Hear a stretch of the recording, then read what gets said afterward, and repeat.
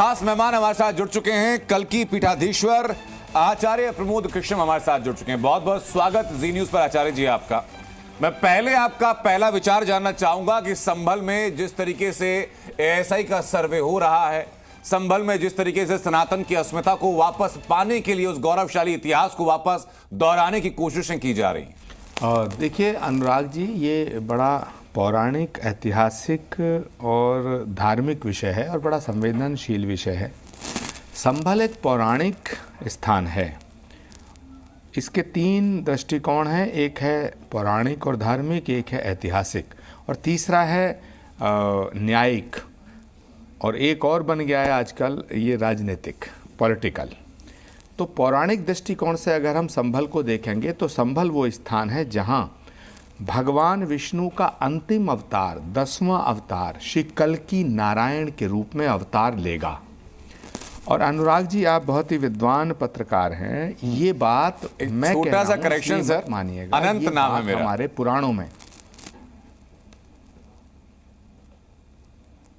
Hello आचार्य जी, छोटा सा correction ये कि अनंत नाम है मेरा।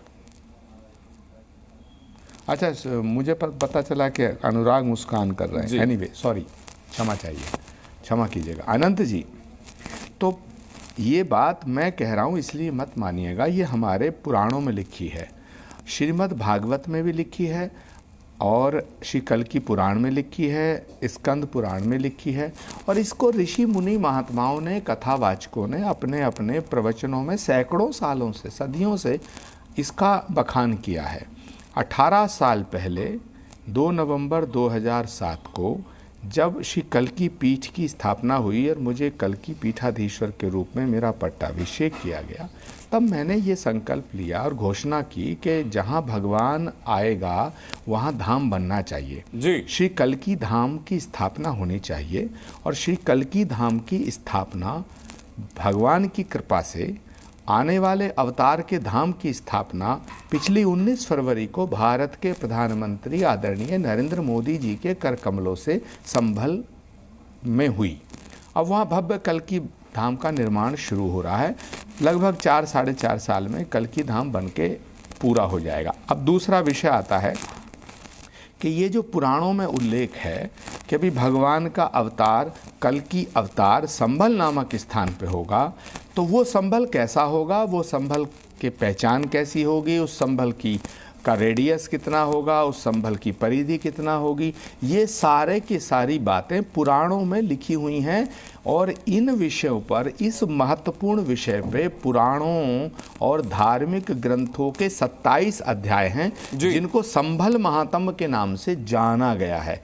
उन 27 अध्यायों में संभल महात्म्य में ये बात लिखी है कि जहाँ भगवान का कल्की अवतार होगा, कल्की भगवान अवतार लेंगे, वहाँ 68 तीर्थ होंगे, 19 कूप होंगे, मध्य में शिवलिंग होगा। और हमारी जो भगवान श्री कल्की की आरती है उसमें ये विषय आता है, 68 तीर्थ मध्य में शिवलिंग, कूप कदम न्यारे, दिशा दक्षिणी बहती गंगा, हर मंदिर प्यारे। तो ये जो हर मंदिर का विषय है ये बहुत ही पौराणिक विषय है। अब आइए, इसका दूसरा दृष्टिकोण ऐतिहासिक दृष्टिकोण है। इतिहास साक्षी है कि 1529 में बाबर के टाइम पर बड़े बड़े प्रमुख तीर्थ स्थलों पर जो मंदिर थे उनको टारगेट किया गया, जिसमें अयोध्या का मंदिर भी है और जिसमें संभल का हरिहर मंदिर भी है। ये इतिहास में लिखा है, ये आरोप प्रत्यारोप का विषय नहीं है। पुराणों में अगर किसी ने कुछ लिखा है तो ना तब कांग्रेस थी, ना भाजपा थी, ना समाजवादी थी, ना हम थे, ना आप थे। वेद व्यास ने लिखा है, ये वेद व्यास ने लिखा है, हजारों साल पहले लिखा है। तो जहाँ भगवान आएगा उस स्थान पे कल्की धाम बन रहा है। एक बात, जहाँ भगवान आएगा उनके अवतार से पहले भारत के प्रधानमंत्री नरेंद्र मोदी जी के श्री चरण कल्की धाम पर पड़े, उन्होंने शिलान्यास किया। जहाँ भगवान आएगा आने से पहले वहाँ अपने आप मंदिर प्रकट हो रहे। तो ये तो मुझे लगता है चमत्कार जैसा है। अब एक और दृष्टिकोण की बात करूंगा आचार्य जी, जो कि आपके जीवन में पड़ाव भी रहा है, राजनीतिक दृष्टिकोण का। आज की तारीख में सर्वे होता है, अयोध्या से सीएम योगी कहते हैं कि सनातन सुरक्षित तो ये देश सुरक्षित, लेकिन विरोधी पार्टियों को लगता है कि बीजेपी सनातन का इस्तेमाल कर रही है। पहला सवाल मेरा वहां सर्वे को लेकर है कि क्या सर्वे पर आपत्ति जायज है, और अगर सर्वे हो रहा है, आपत्ति लोग दर्ज करा रहे हैं, उनके लिए कल्की पीठाधीश्वर क्या कहेंगे? देखिए, श्री कल्की पीठाधीश्वर के रूप में मैं जो कहूँगा वो विषय उतना महत्वपूर्ण नहीं है, लेकिन एक भारत के नागरिक के रूप में मैं ये कहना चाहता हूँ कि भारत एक सशक्त लोकतंत्र है, विराट लोकतंत्र है, और यहाँ एक न्यायपालिका है। लोकतंत्र का एक चौथा स्तंभ है न्यायपालिका, बहुत ही सशक्त स्तंभ है। तो इस न्यायपालिका पर भरोसा रखना चाहिए, और ये जो सर्वे हो रहा है ये न्यायपालिका के आदेश पे हो रहा है। तो अगर इस सर्वे से किसी को आपत्ति है तो वो इस सर्वे को, इस न्यायपालिका के इस आदेश को चुनौती दे सकता है जो दी गई है। माननीय सुप्रीम कोर्ट में चुनौती दी गई है और सुप्रीम कोर्ट ने एक डायरेक्शन दी है। लेकिन यहाँ मैं एक दूसरी बात कहना चाहता हूँ, और वो बात ये है कि भारत के अंदर ये सब जानते हैं कि मंदिरों को तोड़ा गया, ये सब जानते हैं कि मंदिरों को तोड़ तोड़ करके हिंदू आस्थाओं को ठेस पहुंचाई गई, हिंदू आस्थाओं पे प्रहार किया गया। लेकिन हमारा जो इतिहास है, उस इतिहास पे अगर हम पर्दा डाल दें, अगर हम उस इतिहास को ढकना चाहते हैं, तो मैं समझता हूं इतिहास को ढकने से इतिहास नहीं मिट पाएगा। इतिहास को स्वीकार करना चाहिए और इतिहास में जो गलतियां हुई हैं उन गलतियों से सीखकर अपना भविष्य बनाना चाहिए। तो आचार्य जी, लेकिन राजनीतिक दल क्या कर रहे हैं आचार्य जी, जो लोग नहीं चाहते कि वहां पर मंदिरों को तलाशा जाए, वो इतिहास पर पर्दा डालने की कोशिश कर रहे हैं, या फिर जो उनकी दलील है कि सामाजिक सौहार्द बना रहना चाहिए इसलिए सर्वे ना हो?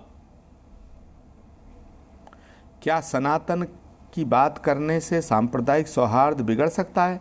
क्या सनातन का नाम लेना कम्युनल है? सनातन को गाली देना सेकुलर और सनातन को का नाम लेना कम्युनल कब से हो गया? ये भारत खुद सनातन राष्ट्र है। भारत में जो पैदा हुआ सब सनातन ही है। तो योगी आदित्यनाथ जी जो कह रहे हैं, मैं उस बात को आगे बढ़ाते हुए कह रहा हूं कि सनातन और भारत को अलग करके नहीं देखा जा सकता। सनातन है तो भारत है, और भारत है तो सनातन है। जी, अखिलेश यादव ये कहते हैं कि जो वहां पर पहला पथराव हुआ उसमें चूंकि जय श्री राम के नारे लोगों ने लगाए, उससे बाकी समुदाय के लोग जो थे वो गुस्से में आ गए, उसकी वजह से पथराव हो गया। तो सनातन को सीधा तो पत्थरबाजी से जोड़ा जा रहा है। देखिए, अखिलेश यादव जी बहुत ही अच्छे और बहुत ही पढ़े लिखे और बहुत ही होनहार नेता हैं, लेकिन जब से राहुल गांधी जी की संगत में आए हैं तब से वो भी बहकी बहकी बातें करना शुरू कर दिए हैं। ये बताओ, राम का नाम लेना कब से सांप्रदायिक हो गया? राम के नाम लेने से झगड़ा कैसे हो सकता है? राम तो हमारे जीवन का आधार है। राम के बिना भारत की कल्पना कहाँ की जा सकती है? और ये बात मैं बड़े गंभीरता से कह रहा हूँ, जिम्मेदारी से कह रहा हूँ कि दुनिया के जितने धर्म हैं उनका जो ओरिजिन है वो किसी का अरब में है, किसी का यरूशलेम में है। सनातन एक ऐसा धर्म है जिसका ओरिजिन जो है, जिसकी जो जन्मस्थली है, जिसकी उत्पत्ति भारत भूमि है, भारत भूमि से हुई है। तो जो जहां पैदा होता है उससे उसका जुड़ाव बहुत खास होता है। तो मैंने कहा आपसे, जैसे पहले मैंने कहा कि यदि सनातन नहीं है तो भारत नहीं है। इसको गलतफहमी को निकाल देना आप। सनातन जब तक है तभी तक भारत है। ठीक है, इसलिए भारत और सनातन को अलग करके नहीं देखा जा सकता। जी, बहुत बहुत धन्यवाद आचार्य जी आपका हम तो जुड़ने के लिए।